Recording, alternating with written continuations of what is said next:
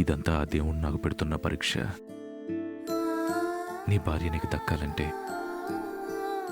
ఇటువంటి ఆటంకాలు చాలా ఎదుర్కోవాలని ఆ దేవుడు నాకు చెప్తున్నట్లుగా ఉంది.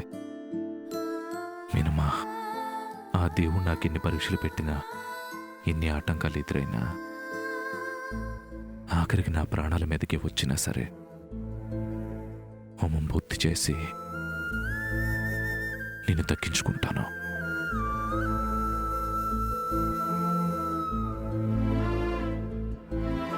సరే, మీరు కొంతసేపు రెస్ట్ తీసుకోండి.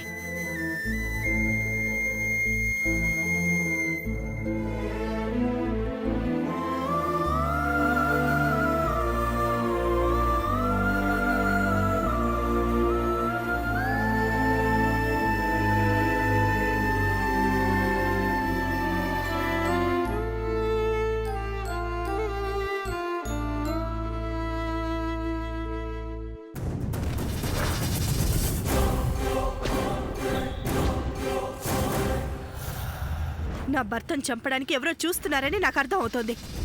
ఇక నుంచి మీరంతా చాలా జాగ్రత్తగా ఉండాలి. నాకు తెలియకుండా ఎవరు లోపలికి రావడానికి వీల్లేదు. అలాగేనమ్మా.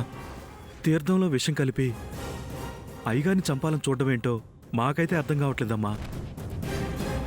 అయ్యగారు ఉప్పు తింటున్నాం, ఆడెవడో మాకు తెలిస్తే మేమే వాడిని వదిలిపెట్టమమ్మా. మీరేం చేస్తారో నాకు తెలీదు.